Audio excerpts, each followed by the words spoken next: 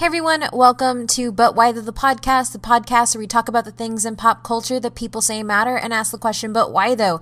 Before we get started, we wanted to make sure that you take a minute to rate, review, and subscribe us on iTunes or wherever you listen. It's the easiest way for people to find us, and it helps us hear your feedback. Beyond that, come and join our conversation on Twitter at ButWhyThoughPC and on Facebook, facebook.com/ButWhyThoughPC.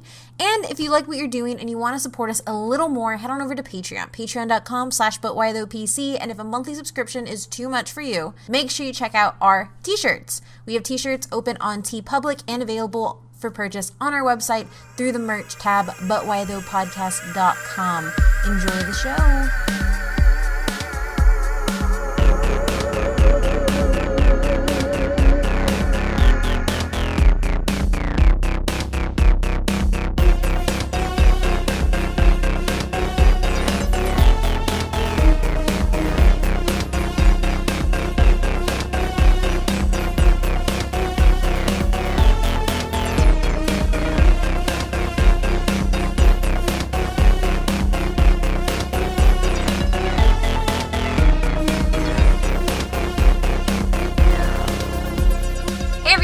Welcome back to But Why Though the podcast, and today we're talking about the billionaire, playboy, philanthropist, Tony Stark, and the hero that is Iron Man.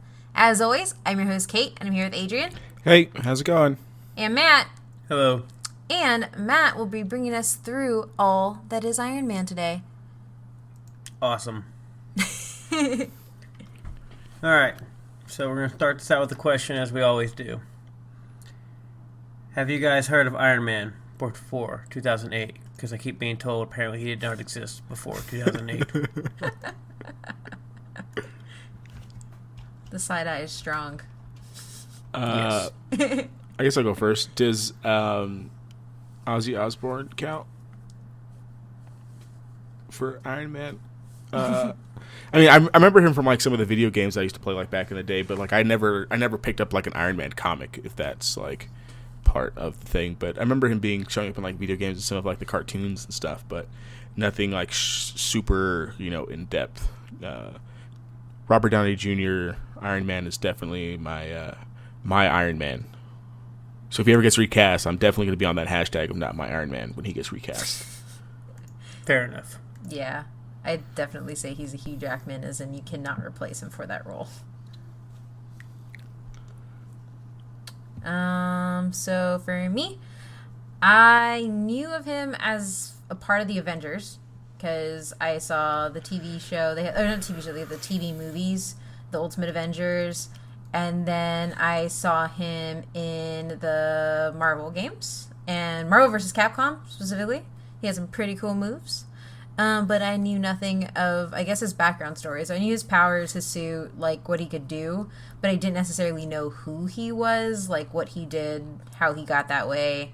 I just never really dug into it before I saw the movie, and the movie just kind of like lit a fire in me. It was like, oh my god, this is an amazing character. So. You all missed out. But yeah, I knew this character obviously before 2008. I played pretty much. I didn't actually play a lot of the fighting Marvel vs. Capcom games, but I didn't know he was in there. I saw all the Avenger movies that he was in, and some of the cartoons and whatnot. He was just in a lot of especially with the Avengers, just random media at all times. Especially, I guess, leading up to this movie in 2008, from probably about 2005. 2002, 2008, they like really pumped a lot of Iron Man out. Yeah. So I already knew pretty much the backstory of what they did. And then obviously in the movie they updated it and everything else to fit the era. Yeah. And a few other modifications, which we'll get to. Yeah. So, going from there, I guess we'll do a little brief history of the actual creation. Of like when he was actually created, not 2008. But he was created actually in 1963 by Stan Lee, Larry Lieber, Don Heck, and Jack Kirby, which basically a writer and some artist. And his first appearance is in the Tales of Suspense, number 39, which was the first appearance when he had the silver little The costume. big, bulky one? Yes, the very big, looked like Iron Giant costume. Like the Hulkbuster before the Hulkbuster armor? Yeah, sure. We'll go with that. Yeah, never mind. Yeah, it wasn't... I was like, I guess it's not as big as Hulkbuster, but it's clunky. Yeah, it was more the clunky version. And so his, as far as alter ego, his name is actually Anthony Edward, or Tony Stark. And according to the comics, he was actually adopted, per se. Not actually as they portray him in what a lot of people know him as, the son of Howard Stark. And I think it's Melinda, is that correct? It should be Melinda, yeah. I believe it's Melinda Martha? Martha. Yeah. Martha. All mothers are Martha. Yeah. Martha Parker.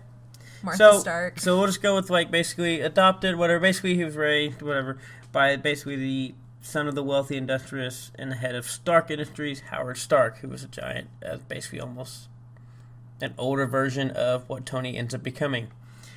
They both die in a car accident, just the way they show, and he inherits a company. And he was a boy genius. He basically at MIT at age 15, 17, depending on what series you're going with. Basically got his PhDs in electrical engineering and physics. And basically, as we said, industrialist. He's very smart. When he takes a company of Stark Industry, he's basically the leader in selling weapons. So he uses all those degrees to make weapons and blow up a lot of stuff. And make money. Makes a lot of money. Which we'll get to. And then, kind of like the way the movie portrays, if anybody sees, basically he eventually gets kidnapped, and he's basically forced to use his weapons to make a massive weapon of destruction. Which then he essentially... Which he then burns an armored suit. I don't know why I wrote that. Which essentially, through his weapons, he basically takes apart and then essentially makes an armored suit with the help of an actual award Nobel Prize-winning physicist, which is kind of what they did different than the movie. Apparently, in the comics, Tony actually admired the guy that they had and admired his work. And with his help, he essentially makes a suit and escape. This was originally during the Cold War, and obviously, kind of as years gone on with a lot of comics, they've updated it to where they basically were in Afghanistan in the movie in 2008.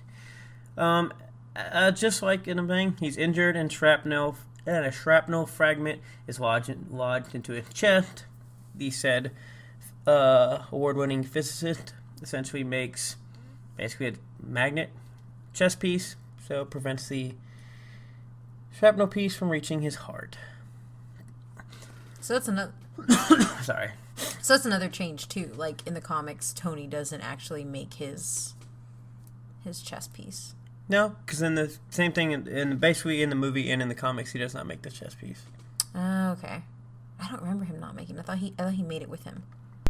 No, he woke up to having it in his chest. That's right. Yeah, because it was just like the car battery. Okay, He just had like there the we car go. battery thing. Yeah. Okay. Yeah, no. Both cases, he doesn't actually make it. Okay. This award-winning physicist, Yeah. which in the movie they really portray it very well.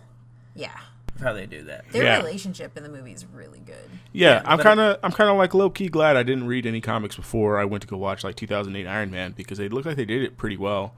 And kind of even into like Civil War, like I didn't know that his dad died in like in the car crash in Civil War, and so like when that thing came out, when that was like the Winter Soldier, who like made that car crash, I was like, oh, I think if I would have known if that Howard had died in a car crash before that, I might have been tipped off to that a little bit earlier, and I don't know if it would have had the same effect that it does now. Yeah. Yeah, no. That was one thing that was really cool when I went to the movie in 2008, is like I already knew all this backstory, and so I knew it was going to see how they it was interesting to see how they were going to do it in this time frame versus how they obviously did it during the Cold War. Yeah, how did it work for you? I thought it did very well, honestly. As I've said, as much as I really liked the way they did the movie. Yeah. I honestly think, like, personally, that the movie, even though it does change some things, like, it's probably one of the most faithful adaptations when it comes to, like, personality and, like, look from anything I've seen, including all the other Marvel movies, in all honesty. Yeah. So we'll get to, I guess, his quote-unquote superpowers. He's actually not like a superhero. He's just a hero. Basically, he's very, very rich, and he's very, very smart. Which you'll learn if you haven't read any other comic. It's very, very helpful. So he has basically a genius level intellect, as we've said before, and he's a proficient scientist and engineer, and so basically just makes him a giant powered armor suit. But basically all the advanced weapons, flight, armor, you name it, everything. Another thing that was interesting that they did change, though, in the movie versus the comics is he actually, when he breaks out, is when he finds Rhodey injured. When he breaks out, and he finds him injured, but that's when he first meets, I believe. And they're actually not friends already, the way that they do in the movie. And whatnot. I honestly want to say too, I think I've read more of the adapted runs than like the actual like original Iron Man run, which kind of makes sense because that was like way back when. Which is funny because honestly, I cannot remember how I knew all this. I just knew I knew all this, and I was excited for this movie. Marvel Ultimate Alliance? I mean, that's probably fair, but I mean, even in the cartoons and other stuff, that's probably pretty fair. Yeah. So, like, to me, this all was not a shock for some reason. Yeah. It wasn't until at a later date then people would tell me all this stuff, and I'm like, this was not surprising to me at all. So we'll go through kind of some of the media portrayal, like going over a little of the pre-MCU and how he was actually, like, around, even though people don't seem to know that. And then we'll get into the MCU stuff afterwards, a little bit, touch on that before we get into a little bit of the but why those. So I really want to do this because obviously, as basically you all said, nobody apparently knew who he was. In our Patreon exclusive episode, the Iron Man review of the movie. Yeah, I like I said, I don't know. I just said. But as far as the comics, he had basically started in 1968 with his own solo, because he was actually kind of in some of the other ones, and it ran all the way to 2013, basically just an Iron Man comic, had 336 issues. He also basically kind of branched, and that was like volume 1 and so, and then they had another long issue of Iron Man volume 3, which ended up being 89 issues. It ran from 98 to 2004. There obviously was a volume 2, I think it was only 13 issues. So these were just some of like the longer-ish runs that he had. So to be fair, he really didn't. I mean, he had obviously the long run, but even only 336 issues out of that many years is actually not that many. Yeah. So, but where he comes out big is obviously in the Avenger comics. I don't really know exactly how many issues he's in, because trying to debate which ones. I would personally say for a long time, Tony's in almost every single Avenger comic, which is why, like, personally, when I knew him as an Avenger. I hadn't read a solo comic of him ever. Which is funny because he's actually, I don't believe, in the very first set of the Avengers. No. Well, a lot of the people we have now are not. Like, Cap, contrary to the name of his damn movie, is not the first Avenger. Yeah, pretty much. And so, I'm just going to go with between 1963 and kind of like now-ish run. I couldn't tell you. Yeah. But one of the main things with the Avenger comics was what people seem to realize is he was, when they decided to do this whole Civil War thing, which obviously they did in the movies, he was selected to be basically one of the main people in that. And I don't know, I feel like that is actually a big deal that people just don't actually bring up much. No, I think you're right, and I think in like the comic conversations I've seen, like specifically on comic book Twitter, like they don't necessarily talk about Civil War as much. They say, oh, I mean, yeah, he had Civil War, but other things. But Civil War is, like, in and of itself, with Infinity Gauntlet, like, one of the pivotal Marvel events. And I think the fact that, obviously, we've talked about before in all these shows, the licensings and issues and everything else, but when it came to the comics, they pretty much had everybody. Yeah. And they still chose him. Yeah. So, I don't know, I guess that just, to me, like, you could have chose, I mean, not that other people didn't play a huge role in it, I just feel like... Yeah. They had everybody to choose from. Yeah. I mean, I think one of the things that the Avengers comic sets up, and it's something that the MCU has done well, is just the way Tony is, like, not Cap. Like, they're the same person morally, but they act out those morals in very different ways. So, like, they kind of fit each other on opposite ends. And then, like, Frank Castle, as we talked about in our Punisher episode, just comes into Civil War, like, from the completely left field from both of them. Pretty much. So that's about the comic. Going to the TV shows, I've actually seen a lot of these, except for like the first one. Apparently the Marvel Superheroes in 1966. A nice little short run. Obviously you have not seen that. He was one of the few basically heroes that had his own TV show in the 90s. From Iron Man, basically 1994 and 1996. He ran along with the Spider-Man, the X-Men, I believe the Fantastic Four as well. And then obviously there's plenty of other guest appearances on various different shows. I have no idea why I do not remember that animated series. I don't know. Like, yeah, I don't know why either. Probably because Spider-Man's going on at that time. Like, yeah, no, I mean, I think it might obviously. I don't think it got televised. Well, I don't know. Maybe you'd be able to tell us, Matt. But I don't. Where was it televised at? Because I don't remember. Because I watch Sunday morning cartoons all the time.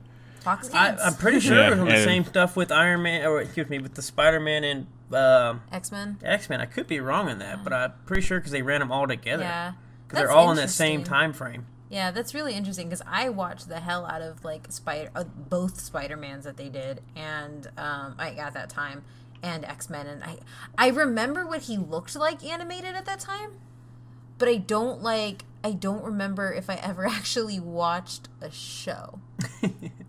Which I don't know if it's just because it just blended it into my other two shows, which those two are like my favorite animated cartoons ever.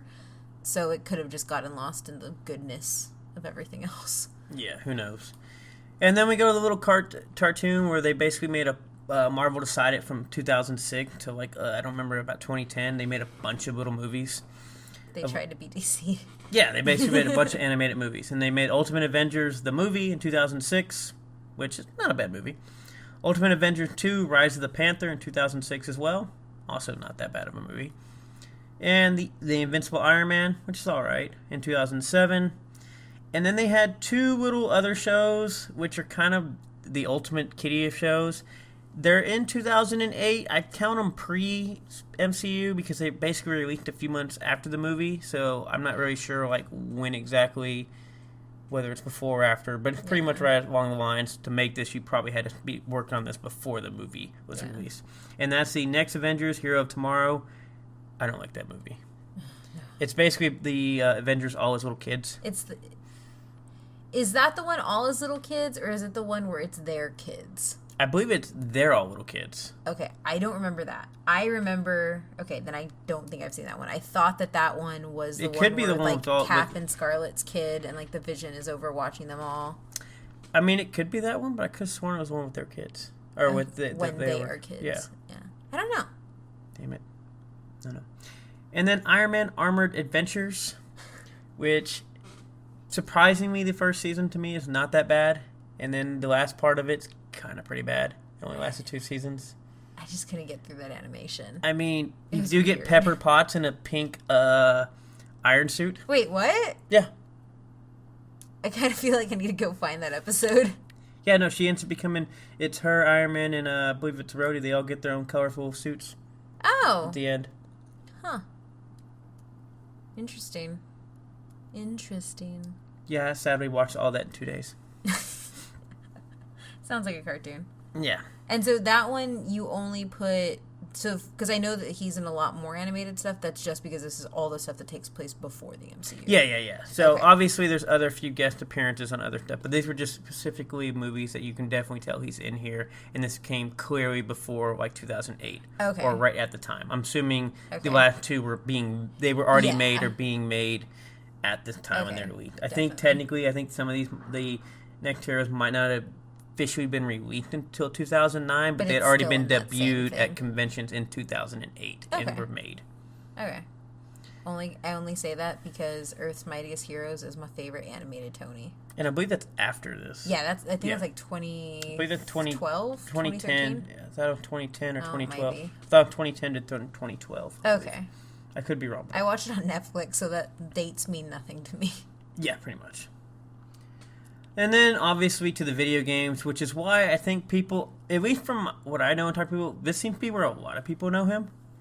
And just because he seemed to be very OP in some of these games. He was. In Marvel vs. Capcom, he was insane. Yeah, and that's why I was just people are I don't know Iron Man. I'm like, if you played any video game, especially the Marvel games, you knew who Iron Man was.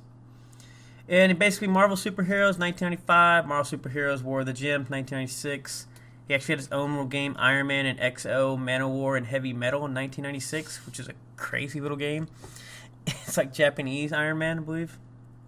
And then Marvel vs. Capcom 2, New Age of Heroes 2000, The Invincible Iron Man in 2002, Marvel Nemesis, Rise of the Imperfects in 2005, probably one of the best Marvel games of Marvel Ultimate Alliance in 2006, which, by the way, there's Marvel Ultimate Alliance 1 and 2.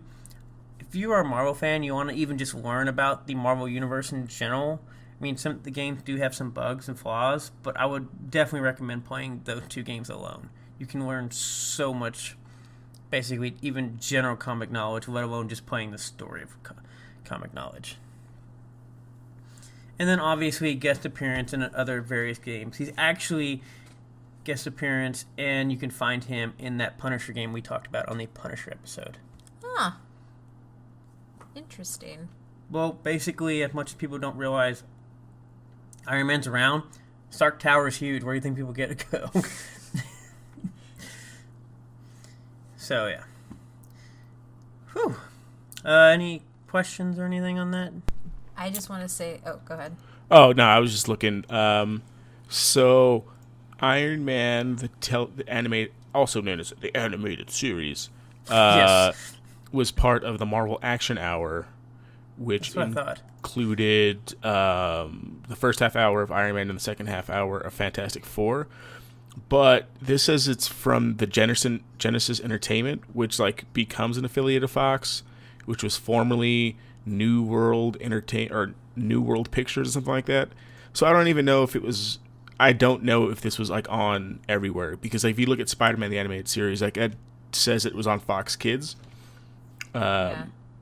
So I don't know if everyone got Iron Man the TV series like on their TV. Yeah. Maybe that's that why I might don't know explain about it. Yeah, that's what, But I yeah. knew it was part of the hour thing with because we're in the Fantastic Four. Yeah, it was definitely Fantastic Yeah. Four. You were definitely right with Yeah. that. But it was like some Fox affiliate channel, not like Fox directly, from what I can Okay. see. Okay. Because I do remember seeing animated Fantastic Four, but I remember seeing them in the Spider-Man series. Yeah, because there is a Not by crossover with themselves. the Incredible Hulk television series and Yeah. the Spider-Man. So Okay. that's where I remember seeing him like first, was like in that crossover with the Spider-Man. But I Okay, never so saw that his explains actual it. TV show. I think actually after this movie came out, they actually like rebooted that whole thing and like put it in Syndicate and played it all over again. Yeah, The they- Marvel movie? The Iron Man. Yeah, they Oh, put it okay. on. I think they put it on like Disney XD or Yeah. something Yeah. from what I was seeing, Oh, Yeah. okay. or Toon Disney or something like that. Yeah, because basically once he took off after the MCU, they went back and grabbed it. Like, oh yeah, remember this, guys? Yeah. I would also like to say that Marvel Superheroes War of the Gems is really cool, and it's Infinity War, but like it's just a fighting game, so you don't actually get a lot of story, but it's really, really fun, and it's like a really great animation. But So I remember Marvel Nemesis: Rise of the Impacts. I can't remember if I played it, but I remember coming out, and I remember the concept was really cool. But I just don't remember what happened if the game was any good. I had Rise of the Imperfects, but I don't remember anything about it, so that may say that it wasn't. Yeah, because I remember they took basically, I believe it was EA took all, they just made up their own little supervillains Yeah. and they fought them against Marvel. Yes. Yeah, I remember nothing of it, though. I remember I had it on my shelf. Yeah, I do remember it. I was just like, because I remember the concept, but I was like, I don't remember if this game was any good. But I do remember Marvel Ultimate Alliance, despite the fact that it had some horrible bugs. Was an amazing game. Even though sometimes over top thing, because they played it just like the X-Men one, over the top screening and everything else. For anybody, I think it was X-Men Legends, I believe. Yes, I loved X-Men Legends. So we'll get to the big thing, the MCU, because basically this is when Iron Man was apparently created for apparently a lot of people.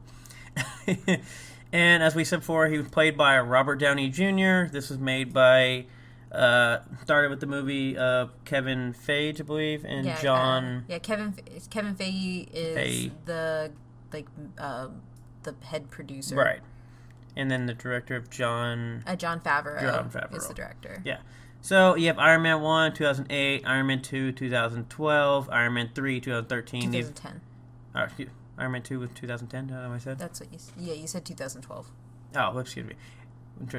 Iron Man 1 of 2008, Iron Man 2 of 2010, Iron Man 3 2013, Avengers 2012, Avengers Age of Ultron 2015, Captain America Civil War 2016, Avengers Infinity War, which will be released in a few next month, 2018. Then he obviously makes guest appearances and cameos in The Hulk in 2008, which apparently that movie does not exist. Nope. And Spider-Man Homecoming in 2017. And basically from 2008 when this movie came, basically his popularity skyrocketed because this movie and everything, he grew tremendously and he ended up in a lot more games, a lot more TV shows were made, and actually quite a few more comics, and especially like more of the like interesting type comics where you get like Superior Iron Man or something, and like weird suits. And he came in some other weird movies like Iron Man Technovore and other types of stuff. But they start throwing Iron Man with everybody. Yeah. After this, I mean, you can look up probably any list now from IGN. You'll be like, he's the top rated, like third rated Avenger. He's like the 11th best comic book character now, literally because of the MCU at this point. Yeah. So that's about it, huh? I was gonna say, did you want to do the fanbook why those for the pre stuff, and then after, when were you gonna? Yeah, I was gonna let you guys if we had anything first. Oh, okay, gotcha. The only question I have, are there any important people that wear the Iron Man suit that I should care about? That are like formerly Iron Man and not like, not like Rhodes or when Pepper Potts throws on like her pink one. So basically, Happy, who played by Jon Favreau, actually wears this suit quite a bit in the comics. Are you telling me that I might get Jon Favreau in an Iron Man suit in this universe? You should have, because a lot of times, actually, he didn't actually tell that everybody like he was Iron Man, and he just said it was like his random bodyguards or like a machine, and then he would basically Happy would hop in there and go be Iron Man for a minute while he was like at a press conference, be like, "It's not me." But yes, Happy. This Happy Hogan's a lot more ripped than Jon Favreau. Sorry, John, but like that dude's pretty jacked.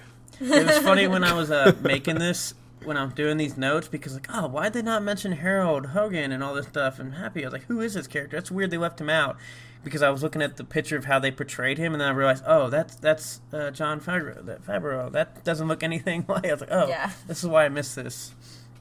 Oh wait, Deadpool puts on the thing at one time too. Deadpool puts on everybody's thing at one time. We need some crossovers. Really count.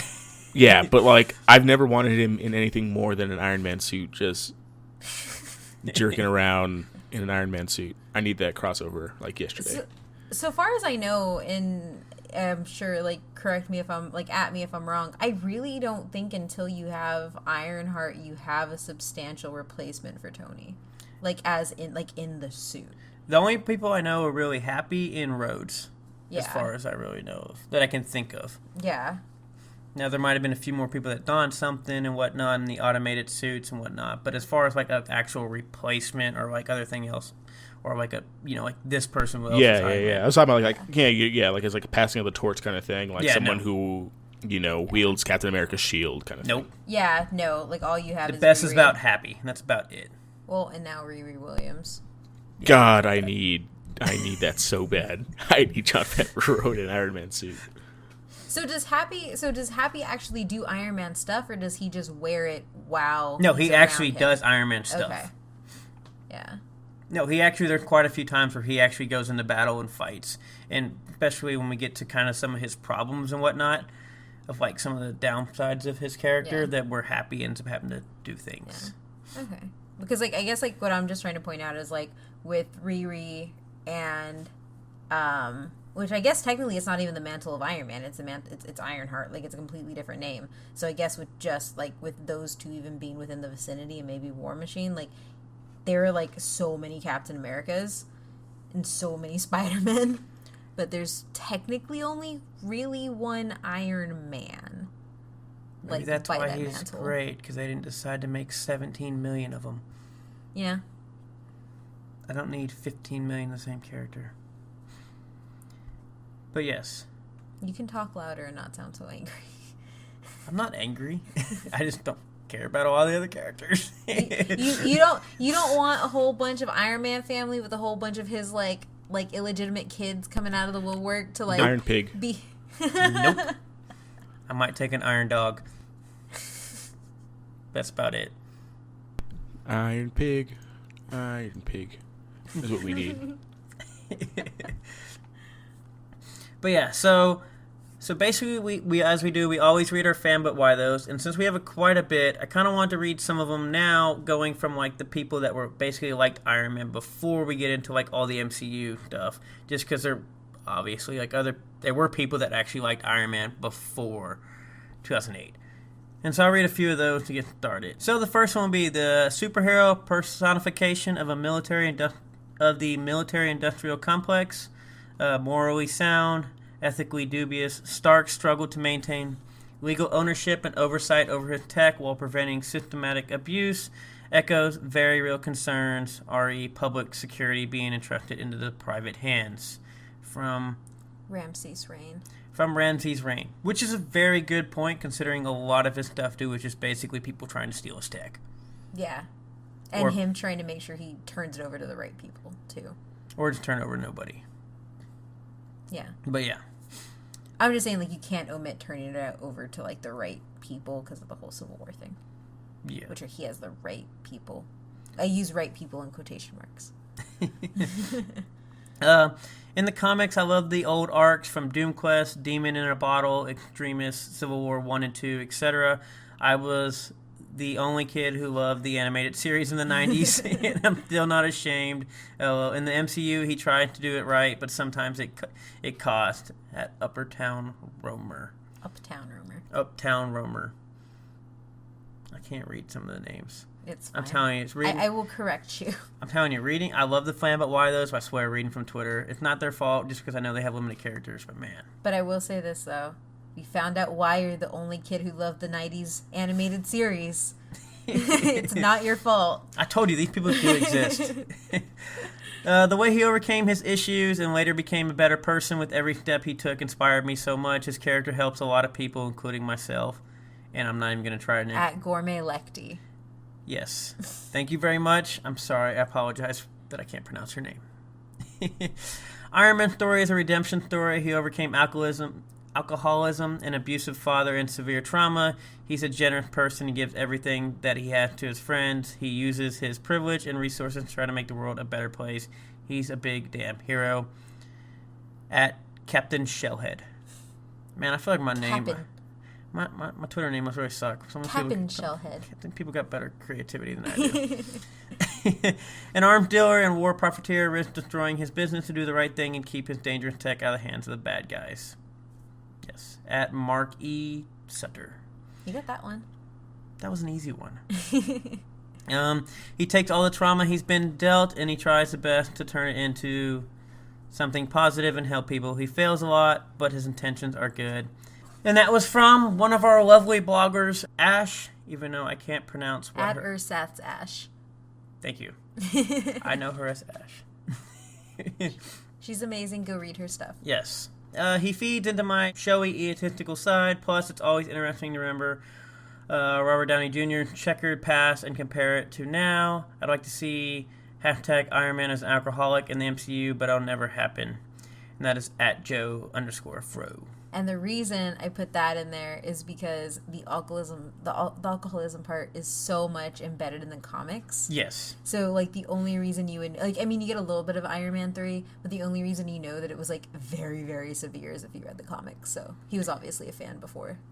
Another one of those Disney chickened out. I think it's a pretty good arc in Iron Man 3. He just isn't an alcoholic for, like, an extreme... Like, he's a playboy alcoholic. But you definitely don't get really a lot of the alcohol in there. I mean, in the first one, literally everybody who's, like, talks to him says, well, you were drunk when you met me last. You were drunk. Like, they said that the entire first movie. Yeah. And then he, like, fights with Rhodey in the house and breaks it. Because he's on a See, that one, definitely, yeah. Part, yes. Yeah. I guess it's like depression drinking and functioning alcoholic. Those are the two things that they show in the MCU. Yeah. Tony is a futurist. He says it all the time, but he actually means it. Tony envisions a better future for humanity where he and the Avengers aren't needed. Everything he does, every mistake he makes is... I thought that was like a song. Every step you take. Every mistake he makes is in pursuit of this goal. Tony wants a better world at Dragonfire XL17, which I actually really like that one because that is true of the like futurist thing, and it is great that he always thinks, especially when it comes to like the tech and moving forward with everything he does. So thank you all for your fan, but why though? Especially for the people that knew him before 2008. I also want to clarify that just because we did not read yours and you submitted it doesn't mean you didn't know him before 2008. You just referenced the movie, which it's okay if We're the gonna movie read means them more later. to you. I know, but I'm saying within this section because they might have known. They just didn't bring it up. Yes. All right, so get to the best part of our show and the most important part of our show, the but why those in general. So we'll start off with basically the Avengers, which, as we all have said, basically is where we all kind of know him from. He's a founding member of the Avengers in most cases, obviously not all, but he's definitely probably one of the most famous Avengers. Yeah. He's usually the, as I use in quotations, leader of the Avengers, but can clash with other members. And the reason I say this is because even though he's a leader, there's quite a few times where a lot of the other Avengers hate him and don't like him at all, and some of them don't even respect him. Yeah, I mean, I wouldn't go as far as saying they don't respect him. I would say that they just think he's too full of himself. Like, Tony's somebody who always has answers. Right. And, like, that's, like, his downfall as a leader. Like, he doesn't listen as much as he should. Which is why, like, him and Cap, if they're on the same team, are always in contention for a leader. Correct. Because Cap's the opposite. Yeah, but it's just interesting. I like to say the quote with leaders because it is one of those. Like, it's one thing to, like, him and Cap butt heads on, like, leadership style versus say, but it's another thing when he literally argues with almost every member a lot of the times. Yeah. And so the best part that seems to be where people, even though they try to, like, say this thing, like, basically without him, there are no Avengers from a standpoint of he funds everything. Say what thing? Because you said say this thing. What? Oh, you said people try to say this thing, and I didn't know what thing you were talking about. Try to see it. And then comes to, like, the next part of people kind of seem to say all the time that they don't really know Iron Man and whether he exists. But basically, without him, there are no Avengers from the standpoint that he funds everything. Stark Tower is usually the base of operations in a lot of these things. All their equipment, their gear, their tech, everything's pretty much funded by him. So essentially, he's like Batman using Wayne Enterprises to fund the Watchtower. Pretty much. So it's one of those, we're like, oh, we don't need Iron Man, we got the Avengers. I'm like, yeah, you run around with that backpack. You don't got any money to fund anything, especially knowing a lot of the people in Marvel that seem to be broke. Actually, I think the majority of Marvel superheroes are broke. Yeah, that's what I'm saying. I was like, they don't have a lot of money. There's not many. I guess technically Iron Fist has money, but he does. Black Panther has money, but a lot of times he's not over here. I know, because he's like, I'm gonna go take care of my own stuff. Yeah. Oh gosh. Well, you got Banner has like a whole bunch of PhDs, but he's poor as hell. Yeah, Banner's broke. Well, you can have Spider-Man fund you with his, like. With those daily the newspaper money. Yeah, no, like it's kind of funny. I guess that's another thing with playing all the games and seeing all the stuff, especially with him involved in the Avengers. That when you hear the stuff like he wasn't a big name, and I'm just kind of like, there are no Avengers. You can't afford anything. Yeah. I would also say specifically, like, the argument that he's referring to that he wasn't a big name is one that we've seen a lot in, because I just kind of contextualize it, because in our Patreon review that we did for Iron Man, we got into this discussion, and it has a lot to do with, like, the way comic book Twitter sees him, and some of the discussions within the Do You Even Comic Book family on Twitter. Use the hashtag, it's awesome. But, yeah, and kind of how they situate him as being, I guess, like, absolutely nobody knows him. I fall somewhere in the middle where I'm pretty sure a lot of people have heard of him but don't know his story to latch onto it. But they say, like, pretty much absolutely nobody knew him at all. And resume. It was like Justice League, where the Flash apparently had a $200 million suit but didn't have a job. He's fast enough to steal it. Why do all things lead back to Justice League? That's how bad that was. But you're right. Like, all of our superheroes, like, in the Marvel Universe are kind of act like real people. Like, they brought Bruce Banner, who was, like, in a third world country helping people. They didn't just, like, pull him out with, like, a, $1 million space suit that could apparently go to space, but somehow this kid has it. Like, I don't know. It just doesn't make any sense to me. I think it just goes to the fact, and we've said it before on the podcast, and this isn't a knock against DC, because DC has, like, superior villains, but, like, the Marvel heroes tend to be more human, and so, like, there aren't a whole bunch of rich people running around, and they all seem to be interconnected with each other. That's what I'm saying. Besides maybe Iron Fist, depending on how they do that, what their run they're doing. Thor's a god. What's he gonna do on Earth? What's he gonna give him? Some Asgardian money? I mean, He just don't walk up and say, "I'm Thor." Oh, yeah, technically he is rich. I mean, have you like that bridge is probably made of all like straight up gold. Like Heimdall's entire suit is gold. Come on now. My bad. I forgot we were getting our Asgardian currency in here. Not it's like Argonian, Bitcoin. Asgardian. I said Asgardian. Oh, I thought you said Argonian. That's a new version of Bitcoin. So they're paying for everything. Asgardian gold. Yeah. That's what they brought back with them in Thor Ragnarok. Just a whole bunch of Asgardian gold. Pretty much. Make the market ripe when Thanos comes. Which I just find it funny because, like I said, that seems to be something like people kind of skip over a lot. I mean, everybody knows he's rich and everything, but people tend to forget that he does pretty much houses and funds pretty much everything the Avengers do. Because, like, at least like we brought up Justice League, how Batman does it, everybody knows this. Yeah. But people tend to forget that in the Avengers that Tony Stark does it. Now, obviously, the MCU, they show it quite a bit, and they've done better at it. But it seemed like before that, like especially with some of the media, that, oh yeah, where are we at again? Yeah. No, I mean, I think there has been kind of like an effort to remove like Stark's name from everything, like in a way to it, like comic wise. But Stark tech is still very much a thing, like across the universe. Right. Right? So like he is there in the universe, even if it's just like his tech. But I also think too, like, I think the fact that the Marvel characters, like, they don't harp on Stark funding everything, because a lot of them, like, they only get stuff when they're with the Avengers versus when they're off, like, being super poor by themselves. Like Captain America is like 100 years old and probably hadn't had a job since 1935. He doesn't need a job. He's Captain America. He was war propaganda. He makes all the money. Yeah. That, and, like, there are legit bums who just sit in the Avengers Tower. Yo, he's like legit a war criminal. Like Hannibal Buress told me so I don't think he's making any money. Oh, my God. You know Luke Cage in his, like, business, he's banking. Fresh out of prison, yeah. Luke Cage is making so much money in this universe. Parker is making so much money. Who else? Jessica Jones's ass is making so much money. Yeah. You know, the funny thing is about the bums in Stark Tower, I swear in a lot of the games, Jessica Jones is always one of those bums sitting in the Stark Tower. But I digress. By bums, I mean specifically Cap, Banner, and Thor. Usually just chilling in there. Paying no rent.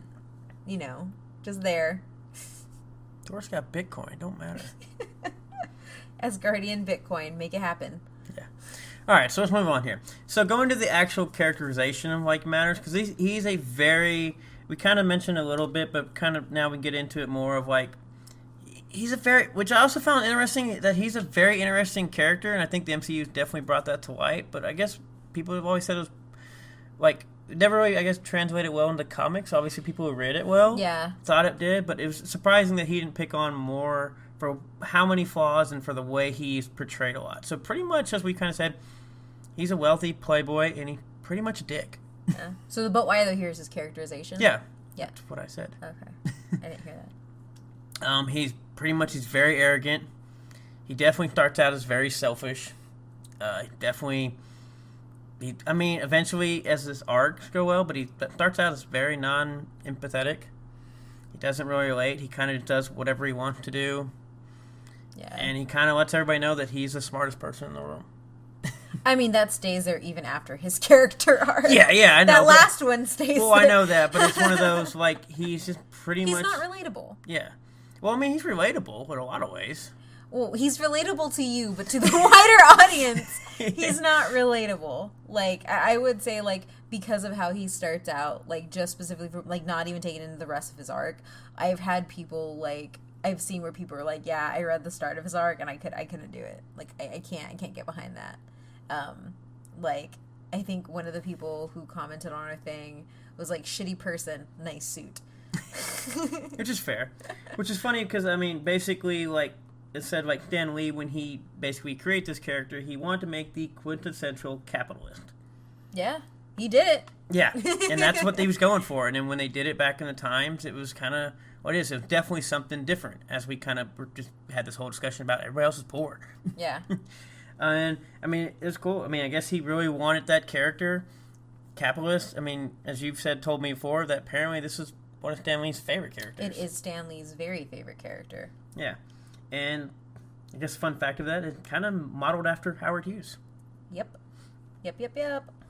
And he definitely, and like you said, he's basically a character against all the times of when he was created. Yeah. And so, I mean, I can totally see why it goes against, I guess, the grain and why it can definitely turn some people off. But it's fun, super interesting he made this. Yeah. I think, too, I think a lot of the turnoff came from that he just didn't have writers, good writers for a while. There's a long period where, you just get Dick Tony. So. Dick Tony's cool. I saw Iron Man 1. Okay. Well, for people who are not Matt. And then, obviously, the other side of the coin is basically he had plenty of personal problems. We've kind of already spoke on his alcoholism. He has a lot of depression. He suffers from PTSD from a lot of different events. He has a lot of self-loathing. I mean, we said he's the smartest person in the room a lot of times, and he likes to be alone. And it's kind of funny because it kind of reminds me, because there's a House episode in which, and there's a quote from that episode, basically the episode called Ignorance is Bliss, in which they basically find some, basically a quantum physicist who's super smart, but he actually been self-medicating himself to make himself dumb, because he was tired of being alone. Yeah. And then there's one conversation with him in which him and House were talking, because they're both pretty much very smart. The guy's a genius, and House is pretty much up there. And he's and the guy goes, and they're talking about being smart, and he goes, "It's lonely, isn't it?" Basically referring to being smart up there. And House basically goes, "It's not that bad." And then the guy runs, then goes with, "Then you're not that smart." And it's just one of those, when you get to a certain level, which we see with a lot of people with genius, and especially because the guy was a child prodigy within the episode, with child prodigies and very smart, high intellectual people, that having connection and being able to translate into talking to people without coming off with a dick or anything, it's just super hard. Yeah. And you by far know you're the smartest person around. Is that why you identify with him? Possibly. I say that in a loving way, and in all honesty, that really fits into him being based off of Howard Hughes, because Howard Hughes, at the end of his life, he locked himself in his house and refused to see anybody. He was obsessive compulsive. Alcoholism is rampant within really intelligent or just intellectuals in general. All of this, it really just kind of circles around to the type of loneliness that you put in yourself when you act that way to people. Yeah, so besides possibly the PTSD stuff, pretty much all the other four things are pretty much a lot of high level intellectual people suffer from quite a bit. Yeah. And one, I really love that episode, and I really love that quote. And then when going through talking about Tony, that's one thing that always stuck, reminds me of that. Yeah, I think that's a really good way to sum it up. I thought about it a little, but I always thought more about him refusing to get attached because all this bad stuff happens around him and he knows the bad side of the world. But kind of hearing that quote, it totally makes sense. It's not something that Tony can turn off. Right. That is just who he is. And it can be frustrating when you're trying to explain and talk to people and you're just they don't understand you, and you just yeah. And from the other side, Pepper probably has to do a lot of translating from what he's saying so that she can actually understand what's happening. Yeah, no, it totally talking to other people, because obviously they talk with Banner and stuff, and they do definitely especially when they do it the way they do it in the MCU. Science bros. Yeah, pretty much. But if you take out Banner, Cap pretty much has nothing. Even Pepper. Much. Say it to me straight, Tony. Yeah. I understood that reference. Yeah. But no, it's definitely one of those. I don't know. I just really love that quote, and it definitely is I've always loved it just from the way it portrayed in the show and how it's done, and from an intellectual point, and then obviously on to some of his problems that she said. I also think that just really humanizes him, because it's not and it just brings me back to this whole I just saw it on Twitter, and you found it in doing your research that Tony's the real villain of the MCU. No, Tony just doesn't know how to, one, trust people to do other things, so he thinks it all falls on him, and two, he just doesn't know how to keep people around him. Like, that's just his natural setting. Yeah, and in those critiques and stuff, because I don't read them because I think they're stupid. But like, is it ever like, oh, Tony's just white male privilege and he's rich and he shouldn't be sad kind of things? Like, No, is that ever like, brought up ever? Well, there was like one long Twitter thread that got dragged across Twitter, like by everybody. Like the people who call out white male privilege dragged that dude for days because the way Tony is set up, and Matt's gonna finish it here with his arc, like that's not what Tony is. Like Tony is damaged and wounded and like he is a certain way, and that's his character type. But in like, so like in the specific article I'm referencing, it just says specifically that because of all the mistakes Tony has made, that's why he's bad. That's why he's the villain, because everything is around him. Versus villains do stuff because they want to do bad things, and not Tony's motives were really good. And his intentions drove him to be this way, and he's completely eaten by guilt, and that's why he, like, I don't agree with him in the Sokovia Accords, but that's what leads him to do that. And, like, literally that white male privilege thing was, it's a woke bro take. It's equivalent to Poe is sexist, essentially. No, that is one thing that I don't, at least with Tony, I see the dick part, and people don't like that, and sometimes don't identify that, but definitely don't see that part hardly ever. I think, yeah. Especially because, like, when it comes to critiquing him, like, and I think one of our fan but why those said it, like, he uses his privilege for good. So he's not in a position where he's not actively helping people and doing things. So, like, that take is just so cold. It needs to go. Yeah, I've never seen it anywhere, but just like being on Twitter for the last year and seeing woke stuff everywhere, I'm surprised I don't see more of it.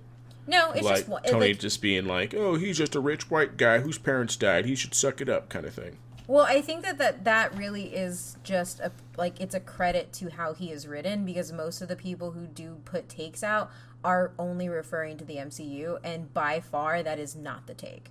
Like, the way he is written, people understand who he is, and that's not like that is on nobody's radar, and they will call people out for that. Yeah, which leads to pretty much the last part, which makes it interesting of his character. Basically, a lot of his arcs is overcoming all these problems in like his lifestyle and changing. Because basically, once he gets kidnapped, he basically does a 360 in his life, where basically he decides, I want to be Iron Man. I care for people. I want to use all my resources to helping people. I mean, he goes about by making weapons all the time, but it's like, yeah, he kind of starts like, I'm not going to give my weapons out anymore. Yeah.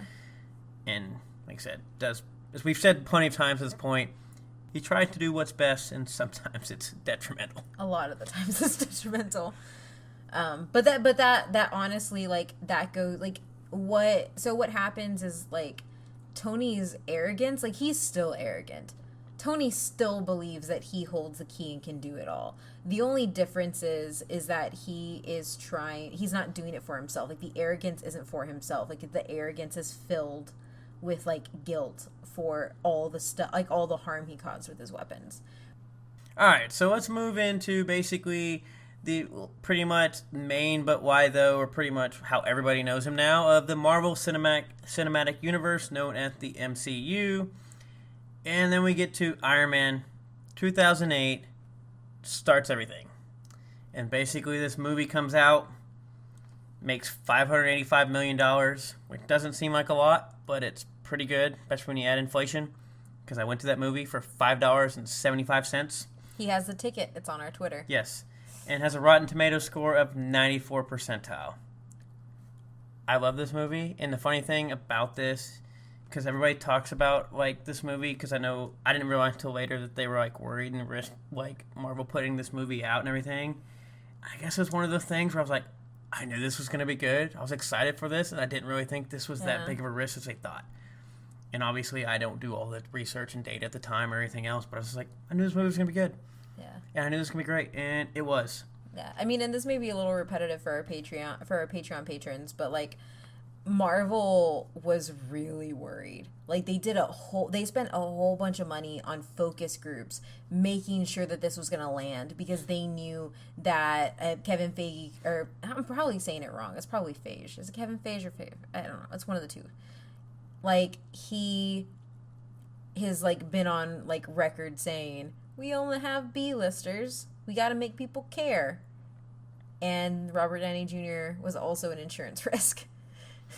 Yes, which is also why people love him playing Iron Man so much, because he fits it. He pretty much almost has lived Iron Man at this point. He is Tony Stark, which is amazing about this universe, because Chris Evans is Captain America, fighting the good fights. And can we is Tony Stark. Is this a Captain America episode? No, but then why do we keep talking about Captain America right now? Because they're foils to each other. Yeah, Iron Man's better. It's perfect. Sit down, Adrian. But anyways, so this movie came you sit out. down. I am. So you see what I did there? You know who can really sit down? This movie deserves a lot of respect, and unless you're Tobey Maguire and Sam Raimi, everybody can sit down. They talk about all these damn movies coming out and blah, blah, blah. Without this movie, you get nothing. Yeah, I think it's super important, this movie, too, because this came out the same year that Dark Knight came out, which is, like, heralded as, like, the best comic book movie ever, which doesn't really age well. And, like, it still did well despite coming out the same year, and still kicked off the MCU despite coming out, like, the same year that, you know, DC was on a whole other universe, basically. Yeah. No, I think that gets overlooked a lot. Like, this is that foundation moment. Like, it was so well done. And Marvel, like, now in Tony's character, constantly keeps referring back to this movie. They should. Well, yeah. I feel like the continuity is perfect. Yeah. This movie apparently had 2 Oscar nominations as well. For what? I believe it was visual effects and sounding something. Whatever Whatever the sound one is. I don't know. They give out so much random stuff. Everybody gets an award. Except for the movie you want it to, and then you gotta yell about it. Shape of Water. Anyways, so yeah. So this movie comes out, big hit, everything else, bam. And then we have the Incredible Hulk, I believe, comes out, which no longer exists. And then Iron Man 2 comes out in 2010, makes $624 million. Apparently it's only 73% on Rotten Tomatoes. It does get an Oscar nomination for, I believe, visual effects as well. And then Iron Man 3 comes out in 2013, makes $1.2 billion. And this is also in 2013. And basically an 80% on Rotten Tomatoes, and has 1 Oscar nomination. How in the hell is Iron Man 3 ranked higher than Iron Man 2? In money or in Rotten Tomatoes? No. The viewer score. That is Rotten Tomato, the quote-unquote, I'm a critic. Okay. Quote unquote, I got a badge somewhere. Like, that being said, I don't think Iron Man 3 like the first half when you're dealing with all the Tony drama and stuff, it's really, really good. And then you have that Mandarin reveal and it goes to shit. I think it's just that's the Doctor Strange thing. That Mandarin thing was just horrible. Yeah.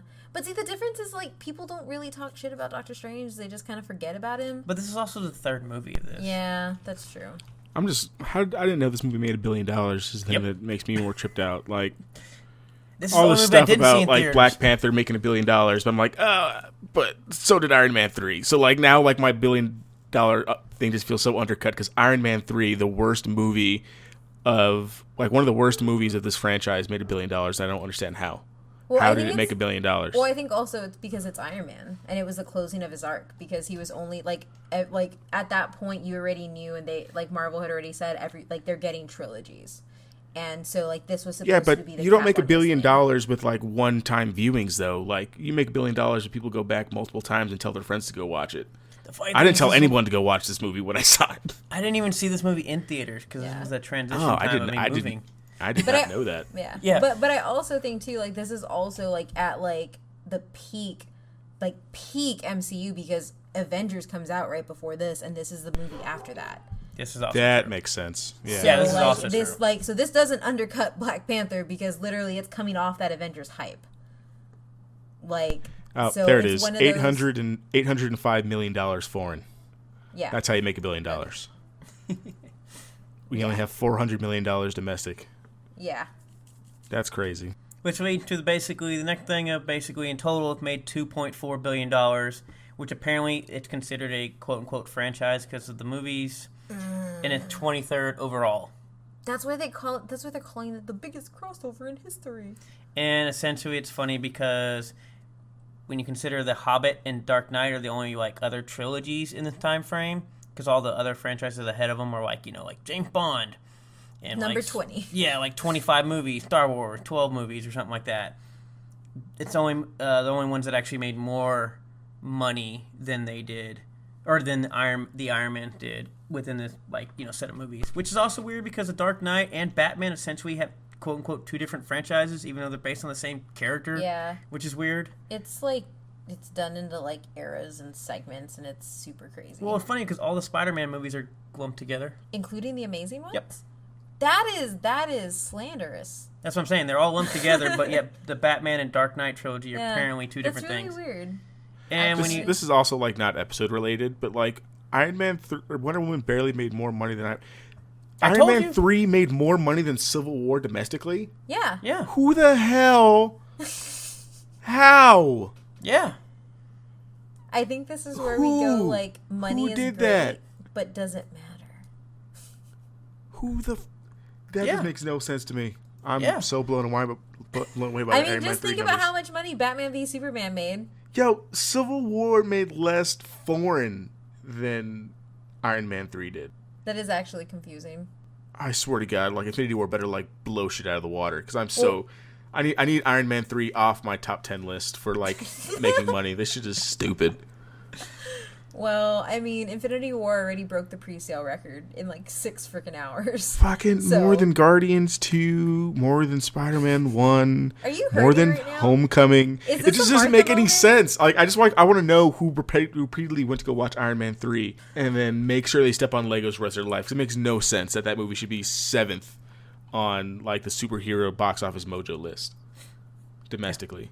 It's crazy. Anyway. It's better than Thor 2. I don't even want to know where Thor 2 is on this list. I Don't would look. rather watch Iron Man 3 over 35. Thor and Thor 2. Also, this is really weird that they consider Iron Man a franchise because for like media franchises, the MCU is counted as one whole thing.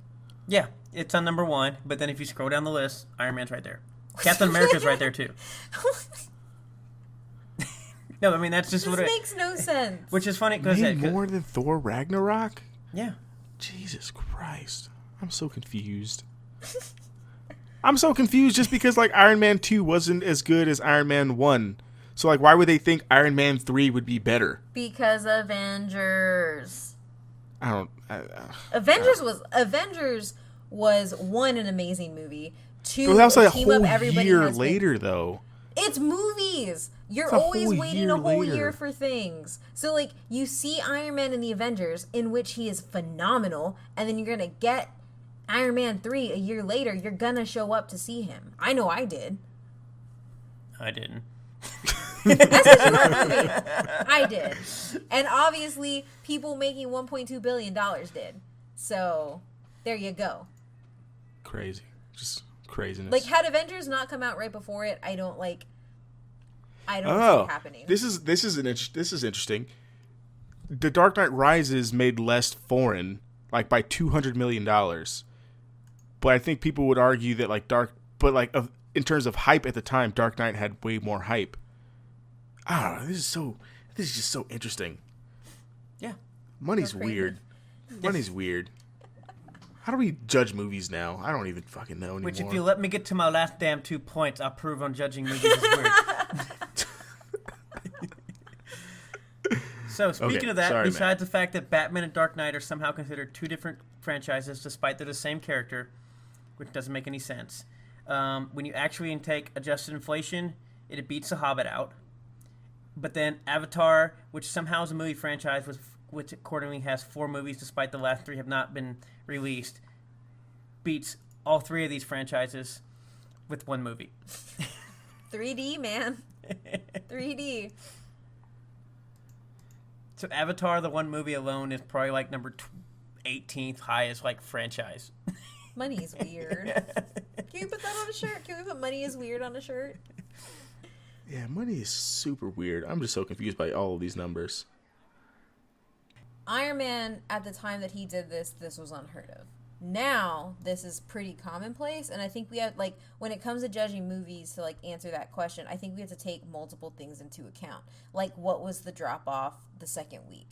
Who, like, did it stay number 1 for multiple times? Did it make a lot, both foreign and domestically? Like, and kind of count that all in together? to get like a picture of how good the movie is. Like, we have to use multiple factors. I just think if you're a comic book movie and you don't make about $800 million, I think you fail. Accurate. I mean, maybe 700 to be nice, but yeah. I'd put like 6, 7 is probably better, because like they're about like, with the amount of marketing they do, they probably need to make like 300 to 400 to make their money back. Yeah, but it's just nothing these days. Yeah. Anyway, Marvel's killing it right now, and that's all anybody needs to know. Yeah, which then lead to, obviously, that's just his solo movies. So kind of want to talk about, like, obviously we have the Avengers he plays a huge role in. Civil War he plays a huge role. Like I said, these are just his solo movies, not including all the other movies he stars in. What's the entire worth of the Marvel franchise? 14 like $billion. Like as far as like box office thing. Yeah. Like around 14, $15 billion. It's good to be a Marvel fan. Oh, I expect so many ads. Yeah. But no, I guess just the crazy thing about Iron Man 2 per se is, as much as he's in all these other movies, is like we kind of talked about Robert Downey Jr. kind of like taking the Tony Stark persona, played it amazing. And he's obviously, besides maybe the new Doctor Strange, probably the best actor out of the MCU. Yeah. You just need Iron Man 1 to see that, but Civil War, that last scene, Iron Man is just, oh, my heart. I think Adrian died from numbers. Yeah, I'm just dying over here, to be honest. I'm just so dead. Yeah. I'm just going to attribute to Robert Downey Jr. to keep it on track of what we're talking about. I just think he puts butts in seats. I'm not going to lie. Because to be honest, like, if Iron Man 4 came out, I don't care what the story plot is. I'm there opening weekend. Yeah. Well, that's what I was going to say, too. Like, Iron Man 3 wasn't bad because of Robert Downey Jr. Like, Robert Downey Jr. acted the hell out of Iron Man 3. Especially because he has PTSD, the alcoholism, and, like, all of his, like, conflicts with everybody. He acts the hell out of it. It's that stupid damn twist that, there's more, that is terrible. Yes. Well, one more time? The what? There's more. It's funnier when you can see her do it. But no, because there has been some talk about, especially the 10-year thing and doing all this stuff, like, would Iron Man be as well, like, this year, coming back, or if they did everything, and kind of like Adrian said, I guarantee you put Iron Man 4 in there, I think you easily top stuff. And I think even Iron Man 1, that you put this now with the way comic book movies is. Yeah. Like, that's why, I don't know, maybe it bugs me when people talk about this stuff. I'm like, literally Iron Man 1 not only started this, made this, succeeded with this. Yeah. Because, like, you can talk about the money per se, but I don't know. You're like, just not doing this with a lot of other characters. Well, like, if you remove it from money, like, if we just look at, like, the scene that Iron Man was in was you had failing franchises. So, like, Iron Man pretty much, like, reinvigorates a comic book movie because X-Men was failing.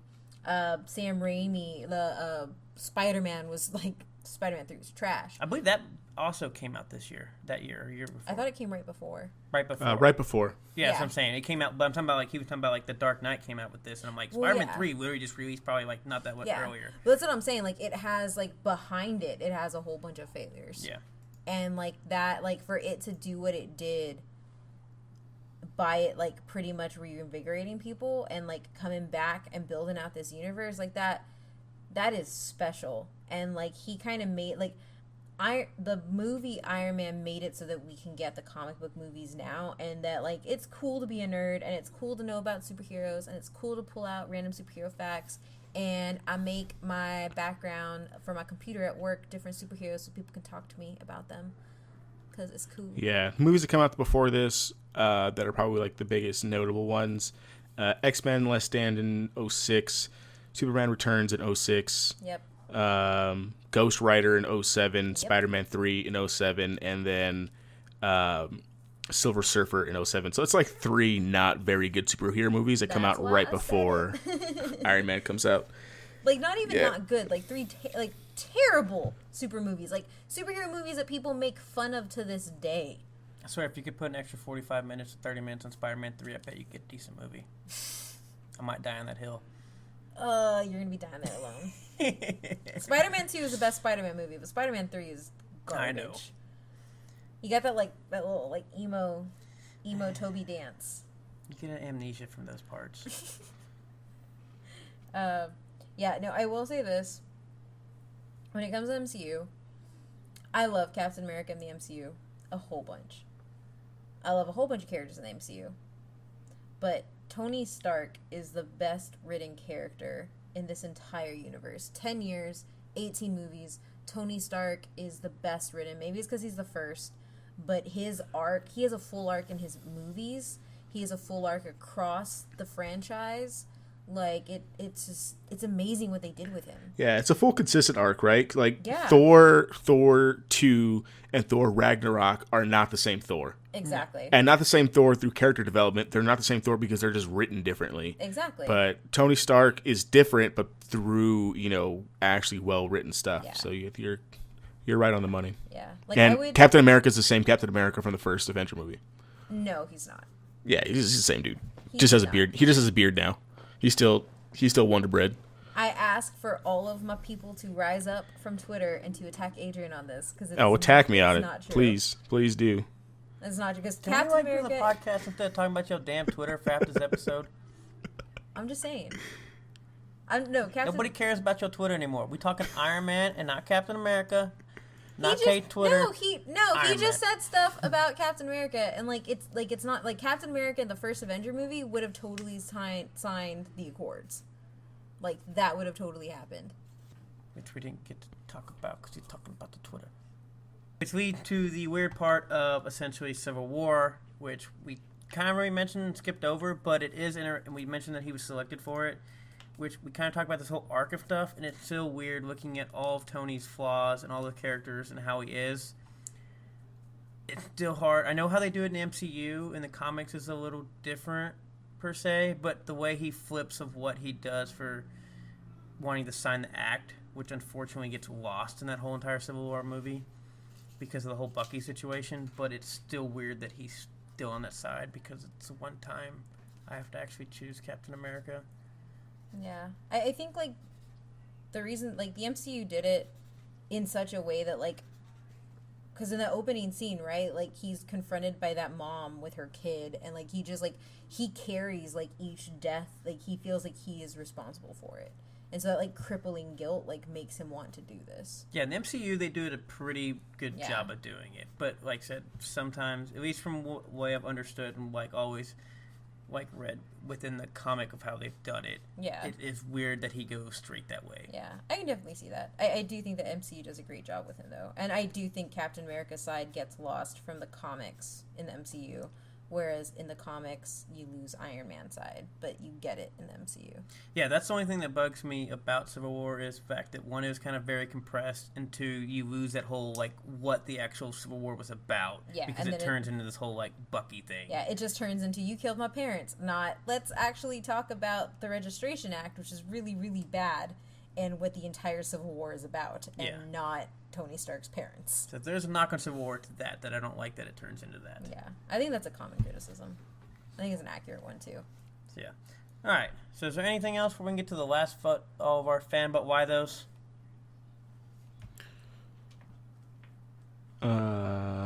Nope. All right. What's your favorite Iron Man suit? I do like the suits in Iron Man 3. I'm just going to go out there and say that. I kind of like the fleet of Iron Man suits. All of the Iron Man suits? Yeah, I kind of like those because you get a whole bunch of different ones. I think I still might like the first one the most. I will say this. The clunky one? Nah, not those. Yeah. I know they make it better and better. The main thing I think about in his suit is I hate the triangle.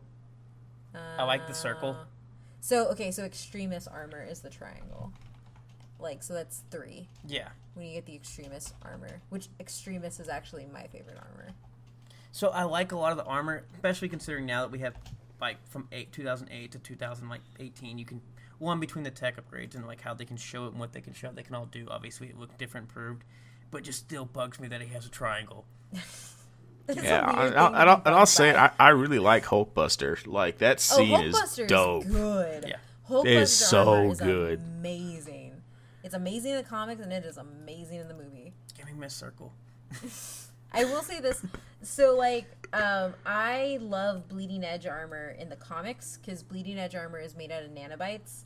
And so, like, that's how it, like, forms on himself. And it's really awesome. And it has a really great design in the comics. In Infinity War, it looks like he has Bleeding Edge armor, but it's so ugly. So ugly. Yeah, we're going to see. Because we didn't actually talk about all the crazy stuff that goes in the comics. Like, he basically starts injecting himself with different random things to help his nervous system. Then it ends up eating him with all those nanobites and all this other stuff to, like, basically I can feel that tech can solve all of my problems. Yeah. Which is probably one of, like, his greatest, like, downfall type things. Yeah. Like, he relies too heavily on his tech in a lot of instances. I think you kind of get a little in the movie. He doesn't inject himself and go, like, that far, but, like, you have it where he's dying and he's, like, drinking those shakes or whatever. But it's, but it's, like, not as, like, heavy as it is in the comics. Yeah. All right. So, to get to some fun, but why those? And these are basically for people that you may not know Iron Man, but you love him now, or you had a thought on him at least. And I need to remember what the hell this Or is. what matters to you is just from the MCU. Yes. Is probably a better thing to say. Yeah. So the first one, Tony is proof that a genius, a playboy, a Philip, can you read the Philanthropist! Philanthropist doesn't mean he has all the answers. He's human, very flawed, impulsive, not particularly empathetic. He's not a great leader, even though I think he'd like to be always in Cap's shadow. Thanks, Dad. Because his dad always talked about Cap. Yeah. At Cheryl Gustafson. Gustafson. I apologize for your names. All right, next one is because I walked into the theater simply doing my duty as a comic book reader to see all comic book movies. I get that, but it kind of bugs me when people say stuff like that. Mm-hmm. Anyways, because I walked into the theater simply doing my duty as a comic book reader to see all comic book movies, and I walked out of the theater as a Marvel fan. Until then, I only read Batman comics. Definitely brought in my scope at Jacques Port. Oh, Jacques Port. I was going to say Jack. All right, Jock Port. A lot of people don't like Iron Man 3, but I love that movie. No, wait, is it Jackie Port? Well, that's what I was thinking. Like, I didn't know. Is it Jackie? That's what I was. Jack? I think it's Jacques. Jacques? All right, next one. A lot of people don't like Iron Man 3, but I love that movie because of how it dealt with Tony's PTSD and anxiety. I think Tony obviously had a lot of demons and self-medicates. I appreciate that in his storylines. At Lizzie Lynn Garcia.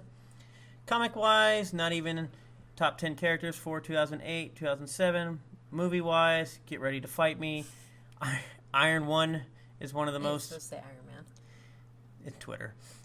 Iron 1 is one of the most important movies in the last 10 years of cinema. It started what we now know as the MCU, which is a cinematic Marvel. See what I did there at Indian Parker. I liked it better when I just read about some dude's relationship because it's so much easier to read. You wanted but why those? I sourced you but why those? He goes from narcissistic, egotistic man to be ready self-sacrifice by taking a missile through a wormhole to be affected by the death of just one. To being so affected by the death of just one man in Captain America Civil War that he's ready to go against Cap. He's a good man who learned from his past. It makes him relatable. What do you think? What do you think? That's my favorite one so far, not gonna lie. Because that going to the wormhole thing, I think is such an underrated thing that I don't think nearly enough people talk about in his character arc. $1.2 billion. Exactly. Yeah, exactly. See? But the third act is so bad. Okay. But the wormhole is so good. It is. All right, that first film changed the game, floored me. I grew up loving Superman. Robert Downey Jr. made Iron Man more badass than the Man of Steel. Amazing. This scene in particular was incredible, referring to the tank scene in Iron Man 1 at McLight Catcher, which obviously we all tried when we did our review. We all tried to get a scene, and that is the one scene, unfortunately, but that everybody knows. Yeah. It's good. I actually used that GIF for the post that we did for this. 10 years later, that is still probably one of the best scenes. Actually, the CG in Iron Man, I rewatched Age of Ultron recently, is better than the CG in Age of Ultron. It's so good. And it has no business being that good coming out in 2008. Yeah. Yeah. But There's no excuse for bad CGI in any of these comic book movies now, basically, because of that one scene in Iron Man. Yeah. That is fair. That is fair. So I also want to say, like, to what you said, one of the biggest things that I hate, which I love that it sets up this dynamic between Cap and Tony. I think you can love them both. I love them both. But what I hate that people do is they're like, well, he would cut the wire, he wouldn't step on the wire, or he wouldn't lay down on the wire. I'm like, why are you using this as your argument? He has literally sacrificed himself like 3 times in the MCU already, and just somehow managed to live. See, the funny thing about that argument is I'm totally with Tony. Just cut the wire. Yeah, like, why are you gonna go blow yourself up? Just cut the wire. Exactly. So, like, you can't have a whole bunch of people who are just gonna, like, be happy to kill themselves, or, like, see everything as that being the option, but at the same time, you can't have a whole bunch of people, like, standing around thinking. So, like, you need 2 people that do that, which is why it's perfect. But also, like, that's how Tony's mind thinks, and it doesn't mean that he's not going to eventually lay on the wire if he can't cut it. Yeah, I mean, right? like, technically, like, he's probably, I mean, other than, like, the other human characters without body armor, like Black Widow and, Oh, you did not just space on Matt's favorite's name. What's his name? I'm just kidding. Like Hawkeye, like you don't. he puts himself in. I know. I'm just giving you a hard time, man. I'm just kidding. I love Hawkeye. He's like puts himself at risk every time he puts on the suit. Like he puts on the suit to go fight gods. Like he could easily die anytime he puts on the suit. That being said, Black Widow and Hawkeye also fight gods without a suit. So I feel we'll see. We'll see how that plays out. We already saw how it played out. Fucking Black Widow jumped on that Chitauri bike and like wrecked. Aliens, gods. I mean, Thanos is an alien, not a god. She didn't fight Galactus Thor. Is a god. She didn't fight Thor. Question is, Iron Man also got his could they ass. beat Okoye? I knew you were gonna ask that. Oh god. I knew it. I mean, Black Widow would get her ass kicked. I doubt that very highly. I don't. She stands with Winter Soldier in Civil War for like 5 seconds. I think that's 5. For I think that's 5 solid. That's 5 solid seconds. Without any of her gear, just straight up fighting hand to hand with Winter Soldier. I think that's pretty good. Tony lasted longer without any fight training. He had a thing in his hand. He had his little iron hand thing. All I know is Give Black Widow an iron hand thing. Let's see how bad she messes people up. I will say this: the really cool thing in Age of Ultron is when she uses Cap's shield and then throws it to him. It's really cool. Like she literally will pick up any weapon next to her and just start using it. Yeah, or even in Avengers, like when she picks up like the little shooty sword thingies. Yeah. The what? The shooty sword thingies. I don't know what they're called. I don't know, the blaster staff thing. Pew, pew, pew. She wrecks with that thing too. But yes, I totally see what you're saying. Like he doesn't have to be out there, especially with all his money, but he is. Yeah. He could easily just fund the team and not ever go. Yeah, how come Bill Gates is an Iron Man? Like that's what I don't understand. So Elon Musk needs to be Batman. And He's Bill trying. Gates He's needs got a to be Iron Man. flamethrower ready for the zombie apocalypse. That's Elon Musk. I know. I said Batman. he's ready. He's ready to fight. I can never picture Elon Musk as Batman. That's the only person I think is Batman, because I think of like Elon Musk as more of a doer, and like Bill Gates as more of like an Iron Man. We got flamethrowers to fight the zombies. Oh my god. How did we get here? Oh, he could be Puffy Batman. No. Flamethrower. Okay. He could be the first human torch who was confused whether Oh my god. flame on or shield me. Oh my god. Go. Oh Jesus. Go. Oh Jesus. Stop. Somebody Make brought it up the stop. Silver Surfer movie. Okay. I want to thank everybody that submitted about why, though. Obviously, Kate will put them on the website. But whythoughpodcast.com. Yeah. So come check it out and check out all the other stuff all our lovely bloggers are writing. Not right now. Why do you call them lovely? I don't know. Why not? It's funny. It's weird. Okay, all our shitty bloggers are writing. I know. Like, what else do you want him to say? No, I just I don't really hear him use that word. All those punk ass motherfuckers. All y'all little bitch bloggers. We're not live anymore, right? Oh. I'm sorry for calling all our lovely bloggers. I just thought it was funny because I never hear you use that word. So go ahead. All our bitch bloggers. All right, so I guess any final thoughts to wrap it up, I guess, here? Not for me. I think we pretty much covered everything that I like about Iron Man. We had really great fun, but why those? And they kind of said everything that I would say, to be honest. He's my favorite character in the MCU for sure, and I hope he doesn't die in a month. So I kind of want to end the show at least on one last quote, and this is from writer Gary Conway, and I think this explains. I mean, it's probably been heard it before, but I think this explains Iron Man's character probably the best. And basically says is, here you have this character who on the outside is invulnerable. I mean, you just can't be touched, but on the inside is a wounded figure. Dan Lee, made it very much an in-your-face wound. You know his heart is broken. You know literally broken. But there's a metaphor going on there, and that's, I think, what makes this character interesting. Yeah. I agree. Sad. He's a sad man.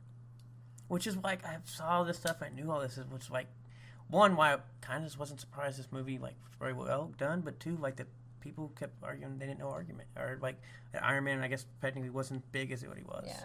I don't know. I think that's an argument that you'd have to get in with all their citations and shit, but I think ultimately it's just that's only one realm of what he exists in.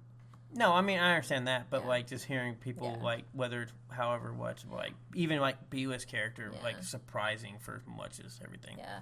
I mean, I think the ultimate thing is people don't care about him or didn't care about him as much as Spider-Man or the X-Men or Batman or Superman, and now they do. Yeah, that's fair. That is, whether it's B or D or C, people love him now, and that's an accomplishment. He is now the level of those greats. Well, I guess the main thing that I found that as much as we talk about this, including possibly Superman, every character you mentioned is pretty much broken in some way. Yeah. Yeah, that's accurate. So, all right, I'm done talking. I'm tired of talking. Get us out of here. Okay. As always, you can find so make sure that you rate, review, and subscribe to us on iTunes. It helps other people find us, and a 5-star is the best thing you can do for us right now. If you want to hear exclusive content like our Iron Man movie review, head on over to patreon.com/butwhythoughpc. At the $3 level, you get that and all of our further exclusive episodes. And you should join the conversation with us. Give us your fan But Why Those. If you have one you want to add to this episode or a past one, I'll put it on the website, butwhythoughpodcast.com. And to get that to us, find us at butwhythoughpc on Instagram and Twitter, and on Facebook, facebook.com/butwhythoughpc. And you can find me at ohmymythrandier on Twitter and Instagram. I wonder how many people actually make it to my outros after you say all that. I don't know. If it's like me, I turn off podcasts once they're done. I don't listen to any of that stuff. Just keep doing it anyway. Somebody will hear it one day. Adrian? Yeah, you can find me on Twitter at SuperRuiz93, SuperRuiz 93. Matt? You can find me at 221B Baker Street. I know that one. I would hope you would know that one. Yeah. I understand that reference. I'm glad everybody could join me one day. We'll make some tea. And we're out. Bye-bye.